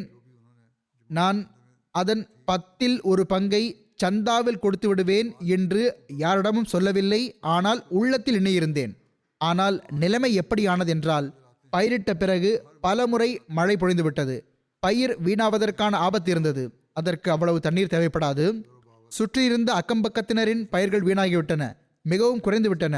ஆனால் அல்லாஹ் எனது பயிரில் எவ்வளவு பரக்கத் ஏற்படுத்தினான் என்றால், மக்களுக்கு என்னை விட அதிக நிலத்தில் 5 அல்லது 6 மூட்டைகள் கிடைத்த அதே வேளையில் எனக்கு 10 மூட்டைகள் அல்லது சாக்குப்பைகள் கிடைத்தன. இன்னும் சொல்வதாயின் 11 சாக்குப்பைகள் கூட என்னுடைய வயல்களில் இருந்து கிடைத்து வந்தன. பயிர்கள் வீணாகிவிடும் நிலையில் விலையும் ஏறிவிடுகிறது. மனிதன் சந்தையில் நன்றாக பணம் சம்பாதிக்கலாம். ஆனால் இவர்கள் பணத்தின் மீது பேராசைப்படவில்லை. இவர்கள் அல்லாஹ்விடம் உள்ளத்தில் வாக்குறுதி அளித்திருந்தார்கள். யாரிடமும் சொல்லி இருக்க கூட இல்லை. உள்ளத்தில் அல்லாஹ்விடம் வாக்குறுதி அளித்து விட்டிருந்தார்கள். எனவே அல்லாஹுக்காக தியாகம் செய்ய ஆயத்தமாகிவிட்டார்கள். தமது வாக்குறுதிக்கு ஏற்ப அவர்கள் தற்போது ஜமாத்துக்கு சந்தாவில் கொடுக்க இருந்த அந்த 11வது மூட்டையை கொடுத்து விட்டார்கள். பணத்தின் மீதான அன்பு அவர்கள் மீது மேலோங்கவில்லை. ஆக இவர்கள்தான் அந்த தியாகம் செய்யக்கூடிய மக்களாவார்கள். அவர்கள் இன்றும் நமக்கு அஹ்மதியா ஜமாத்தில் தென்படுகிறார்கள். மேலும் ஒவ்வொரு நாட்டிலும் தென்படுகிறார்கள். கேம்பியாவின் ஒரு ஜமாத் யூரோபாவில் அங்குள்ள சதர் சாஹிப் கூறுகிறார்கள், அவர்களுக்கு எங்கிருந்தோ சிறிது பணம் கிடைத்தது. அதை அவர்கள் 2 பங்காக பிரித்து விட்டார்கள். ஒரு பங்கை சந்தாவுக்காக வைத்து விட்டார்கள், இன்னொரு பங்கை சொந்த பயன்பாட்டுக்காக வைத்துக் கொண்டார்கள். அவர்கள் கூறுகிறார்கள், துர்பாகியமான முறையில் அவர்களது சொந்த பயன்பாட்டுக்காக இருந்த தொகை தொலைந்து போய்விட்டது. அப்பொழுது அவர்களிடம் சந்தாவுக்காக வைத்திருந்த பணம் மட்டுமே எஞ்சியிருந்தது. அதை அவர்கள் பயன்படுத்தி இருக்கலாம். ஆனால் தேவை இருந்தும் அவர்கள் சந்தாவுக்கான பணத்தை சொந்த செலவுக்கு பயன்படுத்தவில்லை. செல்வத்தின் மீதான அன்பு அவர்கள் மீது மேலோங்கவில்லை. அது தொலைந்து விட்டது, எனவே இதிலிருந்து பாதி செலவு செய்து கொள்கிறேன் என்று அவர்கள் எந்த சாக்கும் கூறவில்லை. அவர்கள் கூறினார்கள், இல்லை, எந்த தொகையை நான் சந்தாவுக்காக தனியாக ஒதுக்கி வைத்து விட்டேனோ அதை சந்தாவிலேயே கொடுப்பேன். மேலும் கூறுகிறார்கள், அதை நான் சந்தாவில் செலுத்திவிட்டேன். அல்லாஹ் எப்படி நிகழச் செய்தான் என்றால், சில காலங்களுக்கு பிறகு தொலைந்து போன அதே தொகை அவர்களுக்கு கிடைத்துவிட்டது. மேலும் அவர்களது தேவை நிறைவேறிவிட்டது. ஆக தேவை ஏற்படும் இத்தகைய நிலையிலோ செல்வத்தின் மீதான அன்பு கண்டிப்பாக மேலோங்குகிறது. ஆனால் அல்லாஹ்விடம் செய்த வாக்குறுதியை எந்நிலையிலும் நிறைவேற்ற வேண்டும் என்ற மக்களின் களப்பற்ற தன்மை மிகவும் வினோதமாக உள்ளது. பிறகு இன்னொரு நிகழ்வு இருக்கிறது. அங்கு செல்வத்தின் தேவையும் செல்வத்தின் மீதான அன்பும் தியாகத்தின் மீது மேலோங்க முடியாது. நைஜீரியிலேயே மராவி மண்டலத்தின் ஒரு ஜமாத் உள்ளது. அங்கு ஒரு நண்பர் அஹ்மத் சானி சாஹிப் அவர்கள் வக்ஃபஜதி சந்தா செலுத்தக்கூடியவர் ஆவார். ஒவ்வொரு ஆண்டும் மிகவும் முறையாக செலுத்துவார். இவ்வாண்டு அந்த மண்டலத்தில் வெள்ளத்தால் பயிர்கள் வீணாகிவிட்டன. இதனால் மக்களால் அதிகம் சந்தா செலுத்த முடியாது என்று கருதப்பட்டது. இவர்கள், அதாவது சானே சாஹிப் கூறினார்கள், அதிக மழையினாலும் வெள்ளத்தினாலும் பயிர்கள் சேதமடைந்து விட்டனதான். வெள்ளத்தினால் பயிர்களோ நன்றாக ஆகவில்லைதான். ஆனால் இதனால் அவர்கள் சந்தாவை குறைக்க மாட்டார்கள். மேலும் எவ்வளவு சந்தாவை அவர்கள் முன்பு கொடுத்து வந்தார்களோ அதைவிட அதிகமாக கொடுத்தார்கள். பிறகு தேவை இருந்தும் தியாகத்துக்கு முன்னுரிமை வழங்கிய இன்னொரு நிகழ்வு இருக்கிறது. நைஜரில் டேப்சு என்ற ஒரு ஜமாத் இருக்கிறது. அங்கு குறைவாக மழை பொழிந்தது. அதனால் பயிர்கள் பெரிதும் பாய்த்தன. சில இடங்களில் அதிக மழை பொழிகிறது, சில இடங்களில் குறைவாக மழை பொழிகிறது. இயற்கை பேராபத்துகளாகும். நமது ஆப்பிரிக்காவில் பெரும்பாலான ஜமாத்துகள் கிராமப்புற ஜமாத்துகளாகும். இரண்டாவது, அங்கு நாட்டின் அரசியல் சூழ்நிலையும் இன்றைய நாட்களில் மிகவும் மோசமாக உள்ளது. விலைவாசி கடுமையாக ஏறியுள்ளது. இந்த சூழ்நிலையை பார்த்து மொல்லிம் கூறுகிறார்கள், இந்த மக்களிடமோ பணம் இல்லை, அவர்கள் எங்கிருந்து சந்தா கொடுப்பார்கள் என்று எனக்கு கவலையாக இருந்தது. ஆனால் வக்ஃப ஜதீதின் ஆண்டு இப்பொழுது நிறைவடைகிறது என்று கிராமத்து மக்களிடம் கூறிய போது அங்கு ஷாஃபி சாஹிப் ஒருவர் இருக்கிறார்கள். ஷாஃபி ஏங்கோ சாஹிப் அவர்கள் எழுந்து நின்று கூறினார்கள், ஒவ்வொரு ஆண்டும் நாம் முறையாக சந்தா கொடுக்கிறோம். அல்லாஹ் நமக்கு அதிகரித்து திருப்பி தராத எந்த ஆண்டும் இருக்கவில்லை. எனவே சந்தாவின் பரக்கத்தால் அல்லாஹ் நமக்கு வழங்குகிறான். நமது பொருளாதார நிலையும் சரியாகிறது. நெருக்கடி இருந்தும் நாம் சிறப்பாக இருக்கிறோம். எனவே நாங்கள் பின்வாங்க மாட்டோம். நாங்கள் சந்தா செலுத்துவோம். மேலும் அவர்கள் சந்தா செலுத்தினார்கள். இங்கு அதே விஷயம்தான். செல்வத்தின் மீதான அன்பு அவர்கள் மீது மேலோங்கவில்லை. தன்சானியாவில் இப்ராஹிம் சாஹிப் என்ற நண்பர் ஒருவர் இருக்கிறார்கள். அவர்கள் கூறுகிறார்கள், எனக்கு சந்தாவின் பரக்கத் பற்றி தெரிய வந்த போது நான் ஒவ்வொரு மாதமும் ஒரு குறிப்பிட்ட பகுதியை பொருள் தியாகத்துக்காக நிர்ணயித்து விட்டேன். அதன் பரக்கத்தால் எனது பணி அதிகரித்து கொண்டே இருந்தது. அல்லாஹ் எனது வாழ்வாதாரத்தை அதிகரித்து கொண்டே வந்தான். அவர்கள் கூறுகிறார்கள், ஒருமுறை மொல்லிம் என்னிடம் சந்தா கொடுக்குமாறு கூறினார்கள். அப்பொழுது என்னிடம் சிறிது தொகை இருந்தது. அதை நான் ஒரு பணிக்காக வைத்திருந்தேன். தொழில் இருந்தது, எனவே அந்த தொகையை வைத்திருந்தேன். ஆனால் வலியுறுத்தப்பட்டதும் நான் அதை சந்தாவில் கொடுத்து விட்டேன். அடுத்த நாள் ஃபோன் செய்து யாரிடமிருந்து நான் பொருள் வாங்க இருந்தேனோ அந்த பொருள் விற்பவரிடம், என்னிடம் இப்பொழுது பணம் இல்லை, எனவே நான் எடுக்க இருந்த பொருளை என்னால் உங்களிடமிருந்து எடுத்துக்கொள்ள முடியாது என்று கூறினேன். அதற்கு அவர் என்னிடம், பரவாயில்லை, நீங்கள் வாங்க இருந்த பொருளுக்கு பாதி விலை செலுத்தப்பட்டு விட்டது, மீதி தொகையை நீங்கள் பின்னர் கொடுத்து விடுங்கள் என்று கூறினார். அவர்கள் கூறுகிறார்கள், பாதித்தொகை எங்கிருந்து செலுத்தப்பட்டது, செலுத்தியது யார் என்று எனக்கு தெரியாது. இன்று வரை எனக்கு இந்த ரகசியம் புரியவில்லை. ஆக அல்லாஹ் சில வேளை தெரியாத அளவுக்கு இப்படியும் உதவி புரிந்து விடுகிறான். சிலருக்கு அல்லாஹ் பொருள் தியாகம் செய்ததனால் வேலைகளை வாங்கி கொடுத்து விட்டான். செக் குடியரசில் இருந்து ஒரு ஹாதிம் அல்லாஹ் தனக்கு பொருள் தியாகத்தின் தத்துவத்தை எவ்வாறு புரிய வைக்கிறான் என்று கூறுகிறார்கள். இவர்கள் அங்கு செக் குடியரசின் உள்ளூர் மனிதராவார்கள். இவர்கள் கூறுகிறார்கள், எனக்கு பொருள் தியாகத்தின் மூலமாக ஒரு புதிய ஆன்மீக வாழ்வு கிடைத்தது. நான் என்னுடன் இருக்கும் மாணவர்களை பார்க்கிறேன். அவர்கள் பிரச்சனைகளில் மூழ்கியுள்ளார்கள். ஆனால் நான் பெரும் நிம்மதியாக இருக்கிறேன். ஒவ்வொருவரும் பணம் சேர்ப்பதில் மூழ்கியிருக்கின்ற வேளையில் எந்த பணம் கையில் வந்தாலும் அதை இறைவழியில் அர்ப்பணித்துவிடும் பழக்கம் எனக்கு ஏற்பட்டுவிட்டது. என் தோழர்கள் அதற்கு எந்த பயனும் இல்லை என்று கூறுகிறார்கள். ஆனால் என் இறைவன் சாட்சியாக இருக்கிறான். என் வாழ்வு இத்துடன் இணைந்திருக்கிறது. இவர்கள் கூறுகிறார்கள், நான் எனது துறையில் வேலை தேடிக் கொண்டிருந்தேன். சிரமம் ஏற்பட்டு கொண்டிருந்தது. இறையருளால் சந்தாவின் பரக்கத்தால் அது அகன்றுவிட்டது. தங்க இடம் இருக்கவில்லை. அல்லாஹ் தங்குவதற்கான ஏற்பாடு செய்து விட்டான். அவர்கள் கூறுகிறார்கள், முன்னர் என் பாக்கெட் எப்பொழுதும் காலியாக இருக்கும். ஆனால் இப்பொழுது அல்லாஹ்வினால் எனது பாக்கெட் எந்நேரமும் நிறைந்து கிடக்கிறது. சந்தாவும் கொடுக்கிறேன். ஆக அல்லாஹ் பிறகு எங்கிருந்தாவது நிரப்பி விடுகிறான். இந்தியாவிலிருந்து அங்குள்ள இன்ஸ்பெக்டர் சாஹிப் ஒருவர் எழுதுகிறார்கள், நண்பர் ஒருவர் இருக்கிறார்கள். அவர்களது வக்ஃபஜதை சந்தா 24,000 இருந்தது. சில நாட்கள் எஞ்சியிருந்தன. அவர்கள் கூறினார்கள், என்னிடம் சிறிது தொகை இருக்கிறது. ஆனால் முக்கியமான ஒரு பணியில் நான் இந்த தொகையை கொடுக்க வேண்டும். அதற்கு நான் அவர்களிடம், இது வக்ஃபஜதீதின் ஆண்டின் இறுதியாகும். கொடுக்க வேண்டுமா இல்லை பின்னர் கொடுக்க வேண்டுமா என்று நீங்கள் என்ன பொருத்தமாக கருதுகிறீர்களோ நீங்கள் பார்த்து கொள்ளுங்கள் என்று கூறினேன். அதற்கு அவர்கள், அல்லாஹின் மீது தவக்குள் வைக்கிறேன் என்று கூறி தொகையை சந்தாவாக செலுத்திவிட்டார்கள். அடுத்த நாளே அவர்கள் ஃபோன் செய்து, வியாபாரத்தின் ஒரு மிக பெரும் தொகை எங்கோ மாட்டியிருந்தது. அது திடீரென்று கிடைத்துவிட்டது. முழு தொகையோ கிடைக்கவில்லை. ஆனால் அதிலிருந்து 50,000 ரூபாய் கிடைத்துவிட்டது. கொடுக்க வேண்டியவர் மீதி தொகையையும் விரைவில் கொடுத்து விடுவேன் என்று வாக்குறுதி அளித்துள்ளார் என்று கூறினார்கள். ஆக பாருங்கள், அல்லாஹ் இவர்களிடம் கூறினான், நீ எனக்காக பொருள் மீதான அன்பை விடுகிறாயா, சொந்த தேவைகளை விடுகிறாயா, ஜமாத்தின் தேவைகளை முழுமைப்படுத்த முயற்சி செய்கிறாயா? சரி, பிறகு நான் உனக்கு உதவி செய்கிறேன். ஆக இவ்வாறு அல்லாஹ் உதவுகிறான். அஹமதியா ஜமாத்தில் அல்லாஹ் நருளால் இந்த செலவுகள் செய்யப்படுகின்றன. ஹதரத் வாக்களிக்கப்பட்ட மசீல் இஸ்லாம் அவர்கள் ஜமாத் அமைப்பை நடத்துவதற்காக பொருள் திட்டத்தை அறிவித்திடாத எந்த நபியும் உலகில் வாழ்ந்திருக்கவில்லை என்று கூறியுள்ளது போன்று அஹமதியா ஜமாத்திலும் ஜமாத் அமைப்பை நடத்துவதற்காக திட்டங்கள் அறிவிக்க வேண்டி வருகின்றன. உலகில் நம்முடைய எத்தனை பள்ளிவாசல் இருக்கின்றனவோ தஹ்ரீக் ஜதீத் மற்றும் வக்ஃபே ஜதீதின் சந்தாக்கள் மட்டுமே தலைமையகத்துக்கு வருகின்றன. மற்றவையோ உள்ளூர் நாடுகளிலேயே செலவாகி விடுகின்றன. ஆனால் ஆப்பிரிக்க நாடுகளில் மக்கள் அவ்வளவு பணக்காரர்கள் இல்லை. அவ்வாறு இருந்தும் அவர்கள் சந்தா கொடுக்கிறார்கள். ஆனால் செலவுகள் மிக அதிகமாக உள்ளன. மிஷன் ஹவுஸ்கள் உள்ளன, பள்ளிவாசல்கள் உள்ளன. அவை ஆப்பிரிக்காவில் இயங்குகின்றன. இப்பொழுது 7,953 பள்ளிவாசல்கள் உருவாகிவிட்டன. 306 பள்ளிவாசல்கள் கட்டப்பட்டு வருகின்றன. இவ்வாறே ஒவ்வொரு ஆண்டும் பல பள்ளிவாசல்கள் கட்டுவதற்கான திட்டம் வகுக்கப்படுகிறது.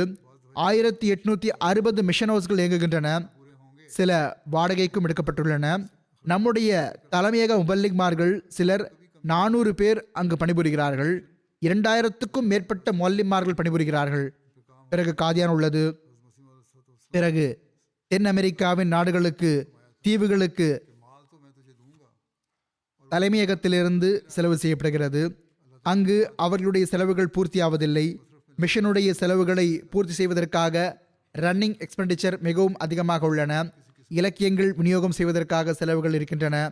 இலக்கியங்களும் கூட பெரிய நூல்கள் போக அவற்றில் பெரும்பாலும் சில வேளை இங்கிருந்து அனுப்பப்படுகின்றன. அதுவும் அவற்றில் பல நூல்கள் இலவசமாக விநியோகிக்கப்படுகின்றன.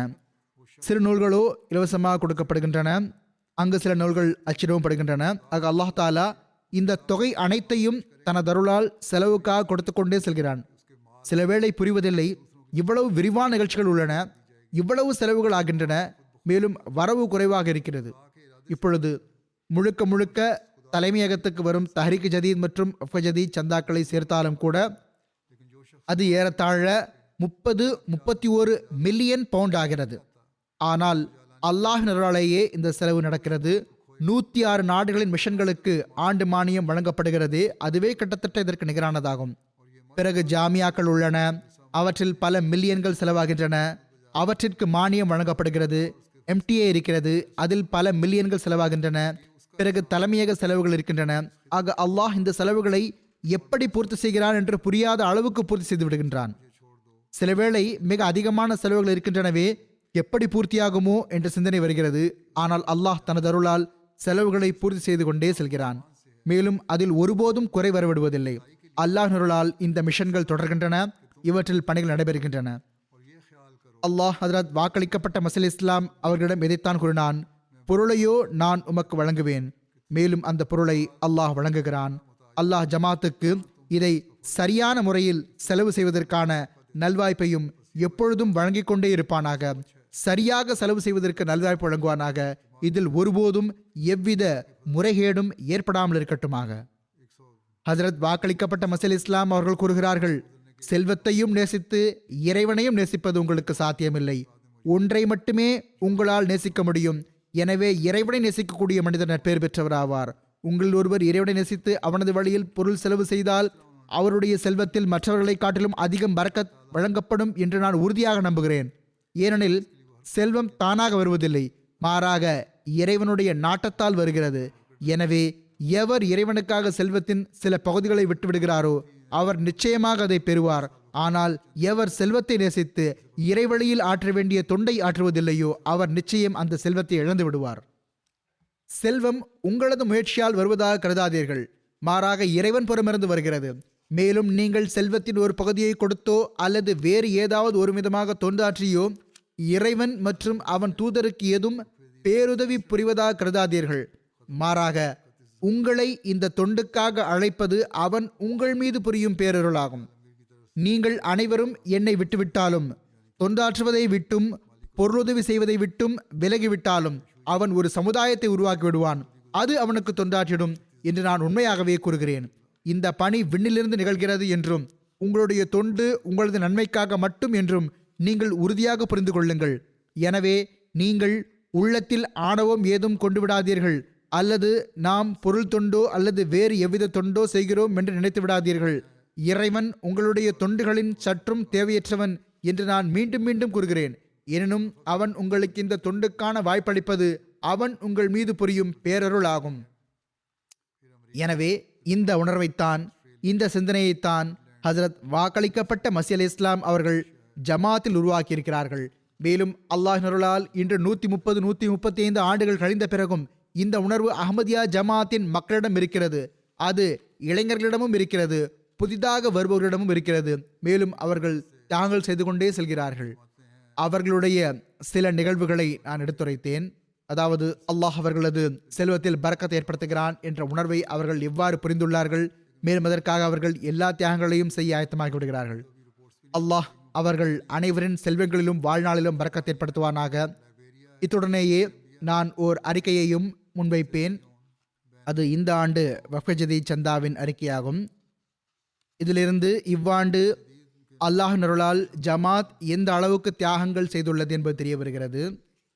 அல்லாஹ் நருளால் வக்ஃப் ஜதீதின் 67வது ஆண்டு டிசம்பர் 31 நிறைவடைந்தது.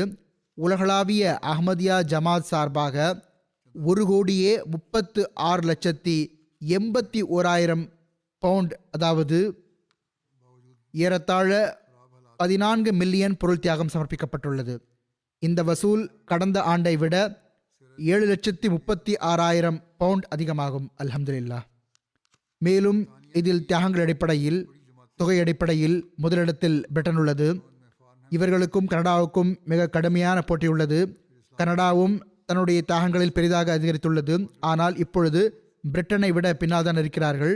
3வது இடத்தில் ஜெர்மனி உள்ளது. அடுத்து அமெரிக்கா, இந்தியா, ஆஸ்திரேலியா, மத்திய கிழக்கு நாட்டைச் சேர்ந்த ஒரு ஜமாத், இந்தோனேஷியா, மத்திய கிழக்கு நாட்டைச் சேர்ந்த ஒரு ஜமாத் மற்றும் பெல்ஜியம். ஆப்பிரிக்காவில் ஒட்டுமொத்த வசூல் அடிப்படையில் ஜமாத்துகளில் கானா முதலிடத்தில் உள்ளது. அடுத்து மொரிஷியஸ், பிறகு 3வது இடத்தில் புர்கினா ஃபாசோ உள்ளது. இங்கும் நிலைமை மிகவும் மோசமாக உள்ளது. ஆனால் அவ்வாறு இருந்தும் தியாகங்கள் செய்கிறார்கள். அவர்களுடைய பல இடங்களின் அறிக்கை கூட இன்னும் வர முடியவில்லை, ஏனெனில் தொடர்பு இருக்கவில்லை. பிறகு Tanzania, Liberia, Gambia, Nigeria, Sierra Leone, Benin மற்றும் கோங்கோ கன்சாஷா. வந்துள்ள அறிக்கைகள் அடிப்படையில் வக்ஃப ஜதீதின் நிதியமைப்பில் கலந்து கொள்ளக்கூடியவர்களின் எண்ணிக்கை 15,51,000 ஆகும். கடந்த ஆண்டை விட சந்தா கொடுப்பவர்களில் அதிகரித்ததில் நிலைமை மோசமாக இருந்தும் பாகிஸ்தானிலும் மக்கள் அதிகரித்துள்ளார்கள். நைஜீரியா, கேம்ரூன், சிராலியோன், கேம்பியா மற்றும் காங்கோ பராஸ்வில் ஆகிய இடங்கள். தியாகம் செய்யக்கூடியவர்களில் பிரிட்டனின் 10 பெரிய ஜமாத்துகளில் ஃபாரன்ஹம் முதலிடத்தில் உள்ளது. பிறகு Worcester Park, Islamabad, Walsall, Aldershot South, Ash, Cheam South, Gillingham, Aldershot North மற்றும் யோல். முதல் 5 மண்டலங்களில் முதல் மண்டலமாக இஸ்லாமாபாத் உள்ளது. பிறகு பைத்துல் ஃபுத்தூஹ், மிட்லாண்ட்ஸ், மஸ்ஜித் ஃபசில் மற்றும் பைத்துல் எஹ்சான். அத்வால் பதிவேடு வக்ஃப ஜதீதில் தனியாக இருக்கும். இதில் முதல் 10 ஜமாத்துகளில் முதலிடத்தில் Aldershot North, Farnham, Ash, Aldershot South, பாடன், Cheam South, Islamabad, Roehampton Vale, Manchester North மற்றும் வால்சால். வசூல் அடிப்படையில் கனடாவின் அமாரத்துகளில் முதலிடத்தில் வார்ன் உள்ளது. பிறகு Calgary, Peace Village, Vancouver, Toronto West, Brampton East மற்றும் டொரண்டோ. கனடாவின் 10 பெரிய ஜமாத்துகளில் முதலிடத்தில் ஹெமில்டன் உள்ளது. பிறகு Edmonton West, Hamilton Mountain, Milton East, Baitur Rahman, Saskatoon, Durham West, Regina, Montreal West, Baitul Afiyat Saskatoon, Winnipeg, ஏட்ரிலைட், மினிஸ்டர் மற்றும் நியூஃபவுண்ட்லேண்ட். அத்வால் பதிவேட்டில் முன்னணி பெற்ற அமாரத்துகளில் வான் முதலிடத்தில் உள்ளது. பிறகு Toronto West, Vancouver, Peace Village, Calgary, Mississauga, Brampton East, Brampton West மற்றும் டொரண்டோ. அத்வால் பதிவேட்டில் ஜமாத்துகளில் முதலிடத்தில் டர்ஹம் வெஸ்ட் உள்ளது. அடுத்து Hadiqa Ahmad, Bradford East, Montreal West, Hamilton East, Hamilton, Hamilton Mountain, என்ஸ்ஃபேல், மில்டன் வெஸ்ட் மற்றும் பென்ஸ்டர். ஜெர்மனியின் 5 உள்ளூர் அமாரத்துகளில் ஹெம்பர்க் முதலிடத்தில் உள்ளது. பிறகு பிராங்க்ஃபர்ட், வெஸ்பாடன், கிராஸ்க்ரோவ் மற்றும் டெட்ஷர்ட். 10 ஜமாத்துகள் முதலில் அமாரத்துகள் இருந்தன. இப்பொழுது ஜமாத்துகள் ரோட்காவ், நீடா, ரூடர்மார்க், டாரன்ஸ்ஹைம், நோய்வீட், கோப்லன்ஸ், பாயின்கார்டன், பெனிபர்க், பெர்லின் மற்றும் நோயிஸ். அத்வால் பதிவேட்டில் மண்டலங்கள் முதல் 5 மண்டலங்களில் முதலிடத்தில் பெஸ்பாடன் உள்ளது. பிறகு ஹாம்பர்க், ஹேசன், ஜோதா ஈஸ்ட், வெஸ்ட்பாலன் மற்றும் டெட்சன்பாக்.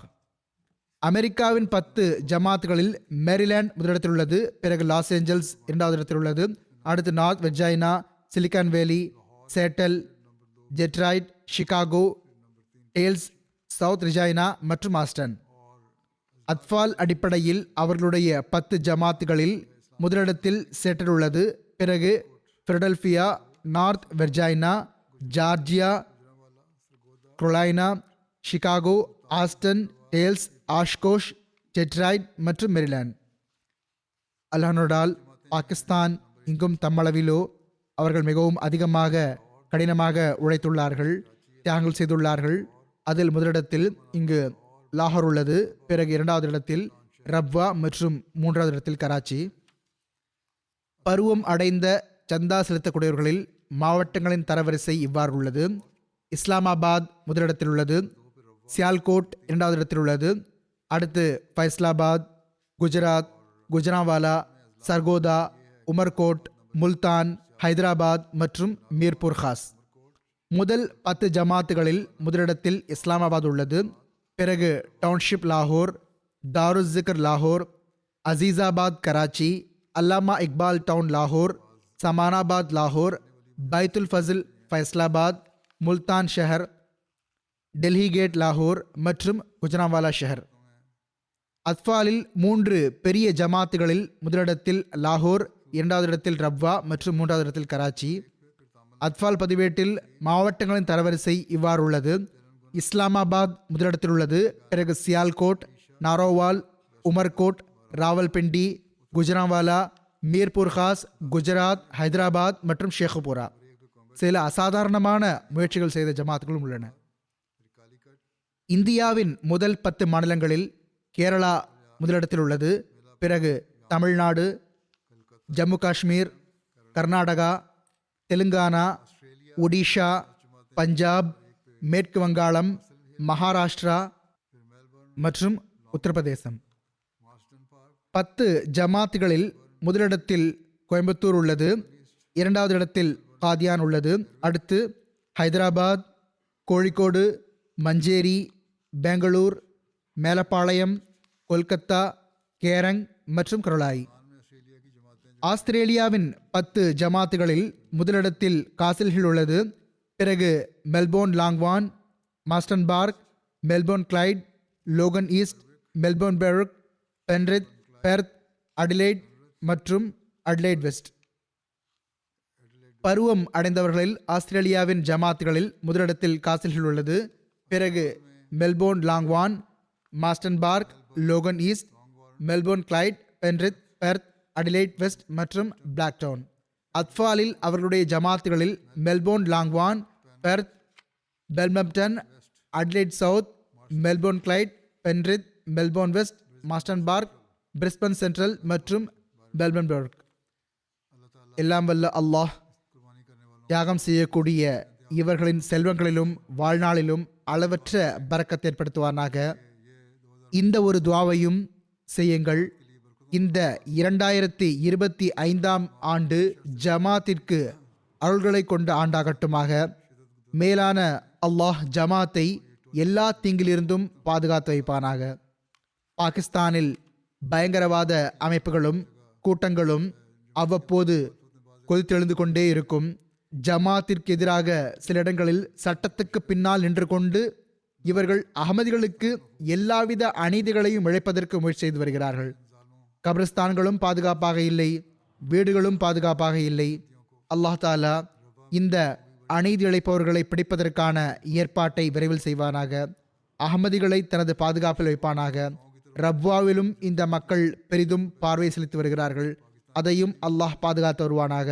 சில காலம் முன்பு துரூத் ஷெரீஃப் மற்றும் சில துவாக்களின் பக்கம் நான் கவனம் ஊட்டியிருந்தேன். அதன் பக்கம் பாகிஸ்தானின் அகமதிகளும் சிறப்பு கவனம் செலுத்துங்கள். உலகின் ஒவ்வொரு அகமதியும் கவனம் செலுத்துங்கள். வங்காளதேசத்தின் அகமதிகளுக்காக துவா செய்யுங்கள். அல்லாஹ் தாலா அவர்களையும் பயங்கரவாதிகளின் தீங்கிலிருந்து பாதுகாத்து வைப்பானாக. சிரியாவிலும் இப்பொழுது புதிய அரசு வந்துள்ளது. அல்லாஹ் அங்கும் அகமதிகளை எல்லா தீங்கிலிருந்தும் பாதுகாப்பானாக, தனது பாதுகாப்பில் வைப்பானாக. இவ்வாறே மற்ற நாடுகள் உள்ளன, ஆப்பிரிக்காவின் நாடுகள் உள்ளன. எல்லா இடங்களிலும் அல்லாஹ் அகமதிகளை தனது பாதுகாப்பில் வைப்பானாக. அதற்காக தானும் அதிகம் துவாக்கள் செய்வது ஒவ்வொரு அகமதி மீதும் கடமையாகும்.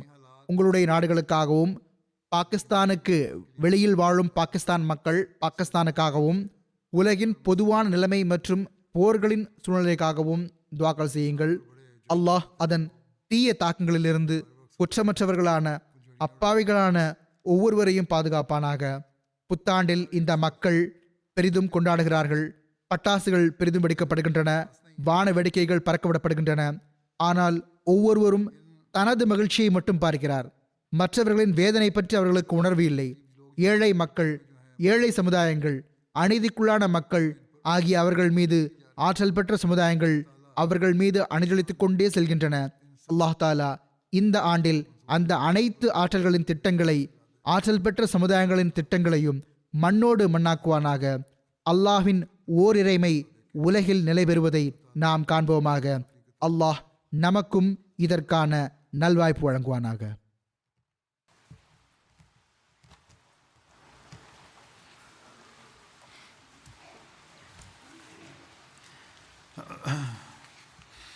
Alhamdulillah, alhamdulillah, nahmaduhu wa nasta'inuhu wa nastaghfiruhu wa nu'minu bihi wa natawakkalu alayhi wa na'udhu billahi min shururi anfusina wa min sayyiati a'malina. Man yahdihillahu fala mudilla lahu ومن يضلل فلا هادي له ونشهد أن لا إله إلا الله ونشهد أن محمدا عبده ورسوله. عباد الله رحمكم الله إن الله يأمر بالعدل والإحسان وإيتاء ذي القربى وينهى عن الفحشاء والمنكر والبغي يعظكم لعلكم تذكرون اذكروا الله يذكركم وادعوه يستجب لكم ولذكر الله أكبر